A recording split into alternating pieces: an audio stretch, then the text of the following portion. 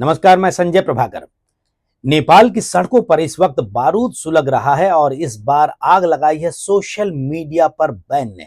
वहां की सरकार ने सोशल मीडिया पर बैन लगा दिया है, जिसके वजह से वहां पर बवाल मचा हुआ है और दिन भर बहुत जबरदस्त वहां पर बवाल हुआ और संसद भवन के परिसर में प्रदर्शनकारी घुस गए, जिसके बाद जो नजारा देखने को मिला बड़ा ही खतरनाक था।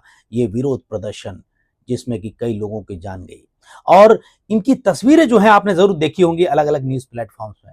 और देखिए, काठमांडू से लेकर इटहरी तक नई पीढ़ी यानी जेन जी के युवा हाथ में झंडे लिए मोबाइल फोन की फ्लैशलाइट जलाए और गुस्से से नारे लगाते हुए सड़कों पर उतर आए हैं। हालात इतने बिगड़े हुए हैं कि पुलिस के लाठीचार्ज, आंसू गैस और रबर बुलेट भीड़ को रोक नहीं सके और आखिरकार सेना को तैनात करना पड़ा। कर्फ्यू लगा दिया गया, इंटरनेट डाउन कर दिया गया और अस्पताल घायलों से भर गया। मरने वालों की संख्या 20 तक पहुंच चुकी है और यह संख्या बढ़ भी सकती है, जिनमें देखिए 16 काठमांडू के और 2 इटहरी के छात्र शामिल बताए जा रहे हैं और 200 से ज्यादा यानी कि सैकड़ों लोग घायल हैं, जिनमें प्रदर्शनकारी, सुरक्षा बल और पत्रकार भी शामिल हैं। और नेपाल की इस घटना का भारत से क्या कनेक्शन है, ये हमें जरूर समझना होगा और सतर्क रहना होगा। समझते हुए इसके लिए हमें जो है इस एनालिटिकल रिपोर्ट को आप जरूर देखिए और अपनी राय जरूर दीजिएगा इस वीडियो पर। नेपाल में जारी हिंसक विरोध प्रदर्शन का असर भारत नेपाल सीमा पर भी देखने को मिल रहा है। देखिए, जोगबनी जैसे मुख्य बॉर्डर पर लोगों की आवाजाही कम हो चुकी है, सीमा पर चौकसी बढ़ा दी गई है, सीमा फुल अलर्ट पर है। बॉर्डर भारत नेपाल सीमा पर जोगबनी में भी युवाओं ने प्रदर्शन किया, जिसके बाद भारतीय सीमा सुरक्षा बल और स्थानीय पुलिस को हाई अलर्ट पर रखा गया है। प्रशासन ने भी सभी थानों और आउटपोस्ट को अलर्ट रहने का निर्देश दे दिया है और सीमा सुरक्षा बल ने सीमा पर कड़ी निगरानी और गश्त बढ़ाने की बात कही है। और देखिए, नेपाल से आने जाने वाले हर व्यक्ति और उनके सामान की जबरदस्त तलाशी ली जा रही है। जरा सोचिए, यह आंदोलन महज एक सरकारी आदेश से शुरू हुआ, वही इसकी जो है जड़ है, जो लोकल रजिस्ट्रेशन से जुड़ा हुआ था।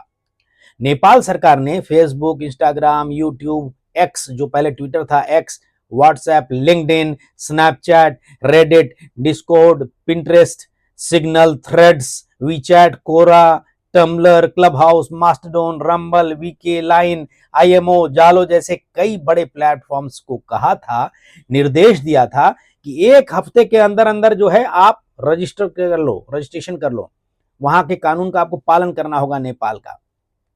और साथ में ही वहां पर लोकल जो है आप ऑफिसेस खोलो और ऑफिसर्स नियुक्त करो वहां पर, ताकि नेपाल के कानून के हिसाब से आपको चलना है और यहां पर मालूम होना चाहिए कि कौन कौन सी कंपनियां नेपाल में चल रही हैं, वरना आप ब्लॉक कर दिए जाओगे।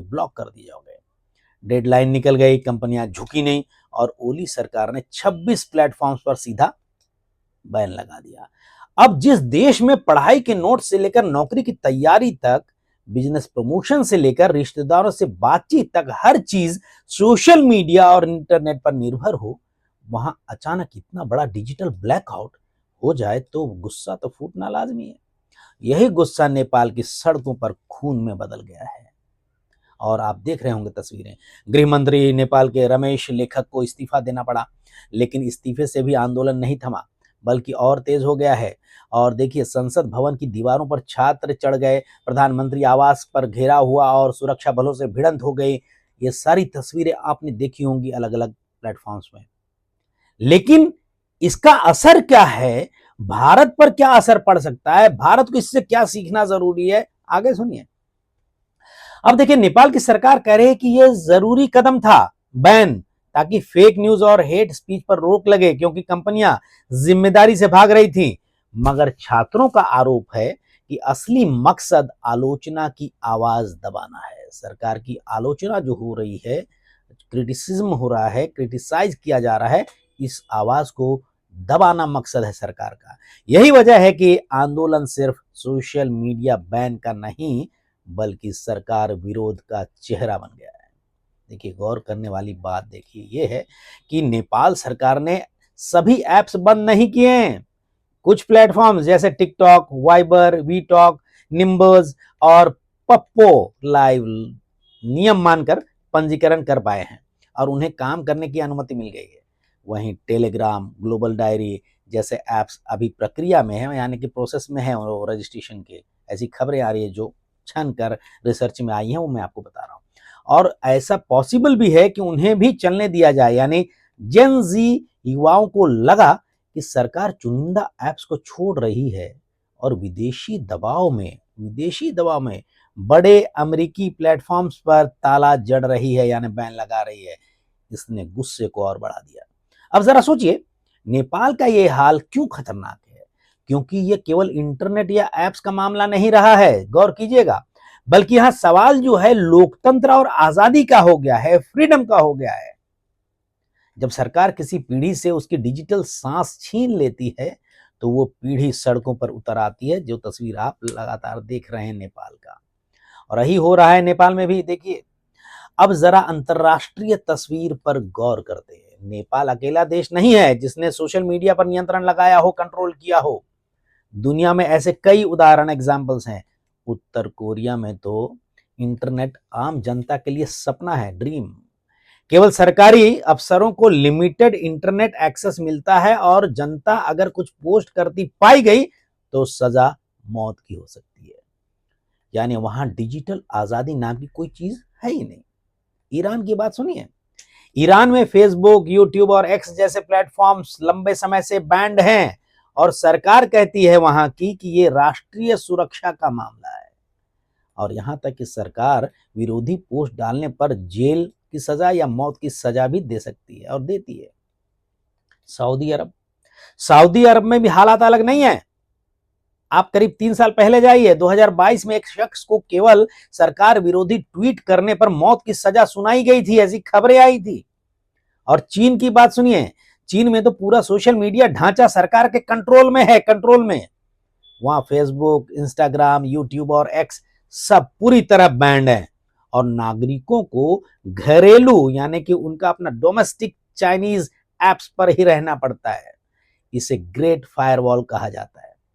और इसी तरह से चीन की असली सच्चाई बाहर की दुनिया तक नहीं पहुंच पाती है कि वहां क्या हो रहा है। लोगों को लगता है कि चीन जो है बहुत शानदार है, शाइनिंग है। और देखिए, अफगानिस्तान में तालिबान की हुकूमत ने टिकटॉक जैसे कई ऐप्स बैन कर दिए हैं, ये आप जानते होंगे। और तस्वीरें या वीडियो अपलोड करने पर रोक लगा दी है अफगानिस्तान में। ये सब उदाहरण बताते हैं, ये सारे एग्जाम्पल्स, कि जब सरकारें ओवर करेक्शन करती हैं तो समाज का दम घुटने लगता है। वहां भी घुट रहा होगा, लेकिन वहां आवाजें बाहर नहीं आ पाती, वहां शासन निरंकुश है। अब भारत की तरफ आइए, भारत, अपने देश की बात गौर कीजिएगा। भारत में सोशल मीडिया पर नियंत्रण जो है, कंट्रोल का तरीका थोड़ा अलग है। हमारे संविधान का आर्टिकल 19(1)(a) हमें बोलने और लिखने की इजाजत देता है, आजादी देता है। लेकिन आर्टिकल 19(2) सबसेक्शन 2 ये भी कहता है कि ये आजादी अनलिमिटेड नहीं है, सीमा है, असीमित नहीं है अधिकार। पब्लिक ऑर्डर, मोरालिटी, राष्ट्र की सुरक्षा, मानहानि जैसे मुद्दों पर इसे सीमित किया जा सकता है। यानी कि आप बेलगाम कुछ भी नहीं बोल सकते और कुछ नहीं लिख सकते। कानून है। सुप्रीम कोर्ट ने आज से करीब करीब आप समझ लीजिए कि 8 साल पहले 2015 में एक ऐतिहासिक फैसला सुनाया था, एक बेंचमार्क ऑर्डर दिया था, जिसमें आईटी एक्ट की धारा 66A को रद्द कर दिया। ये वही धारा थी जिसके तहत मामूली फेसबुक पोस्ट पर भी जेल हो सकती थी। अब देखिए, कोर्ट ने साफ कहा कि अभिव्यक्ति पर अस्पष्ट, मतलब जो है, जो क्लियर नहीं है, और मनमानी रोक संविधान के खिलाफ है। उस ऑर्डर में कहा था 2015 में। हाँ, आईटी एक्ट की धारा 69A अब भी है, जिसके तहत सरकार किसी खास वेबसाइट या पोस्ट को टारगेट करके ब्लॉक कर सकती है, लेकिन उसकी वजह वाजिब हो, क्योंकि मामला सीधे सीधे आखिरी में जाता है सुप्रीम कोर्ट में, और वहां पर बात संवैधानिकता को लेकर होती है। और देखिए, भारत में कानून भी हैं। आईटी एक्ट की धारा 67 ले लीजिए, 67A ले लीजिए, अश्लीलता और पोर्नोग्राफी को अपराध मानती है यह धाराएं, और इसके लिए 3 से 5 साल तक की जेल और भारी जुर्माना का प्रावधान भी है। और देखिए, 67B चाइल्ड पोर्नोग्राफी के मामले में और भी सख्ती है, यानी कानून की कोई कमी नहीं है। असली समस्या है प्रवर्तन की, कैसे इसको किया जाए। कई बार टेक डाउन रिक्वेस्ट पर कंपनियां देर करती हैं, लेट करती हैं, रिएक्ट देर से करती हैं। अकाउंट्स महीनों तक खुले रहते हैं और लोगों को लगता है कि भारत में फ्रीडम ऑफ एक्सप्रेशन के नाम पर बहुत ज्यादा छूट है। आप देखते भी होंगे।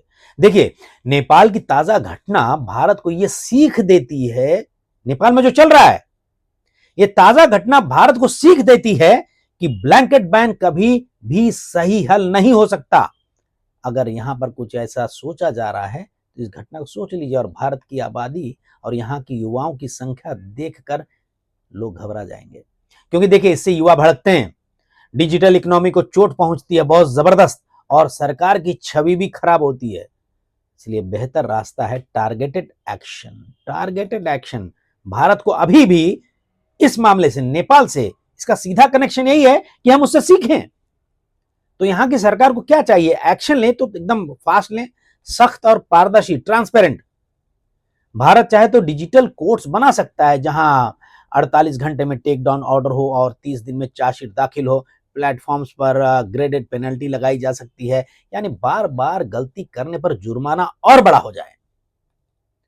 टेक डाउन ऑर्डर्स का पब्लिक डैशबोर्ड बने, ताकि लगे कि सेंसरशिप मनमानी नहीं बल्कि पारदर्शी है, ट्रांसपेरेंट है। और देखिए, बच्चों की सुरक्षा के लिए आयु सत्यापन, यानी कि एज सही है या नहीं है, एडल्ट है या नहीं है, ये देखना जरूरी है। और पेरेंटल कंट्रोल जैसे जरूरी कदम होंगे। अब देखिए, नेपाल के हालात भारत को ये चेतावनी दे रहे हैं कि अगर सरकारें ओवर रिएक्शन करती हैं, ओवर करेक्शन करती हैं, तो हालात जो है कंट्रोल से बाहर हो सकते हैं। यह कनेक्शन है नेपाल की घटना का भारत से। और जो है, नई पीढ़ी, न्यू जनरेशन अपनी डिजिटल आजादी पर समझौता नहीं करेगी। मौतें और कर्फ्यू ये साबित कर रहे हैं कि ज्यादा सख्ती उल्टा असर करती है। भारत को इस सबक लेकर संतुलित रास्ता अपनाना होगा, जहां फ्रीडम ऑफ एक्सप्रेशन भी सुरक्षित रहे और समाज की मर्यादा भी बनी रहे।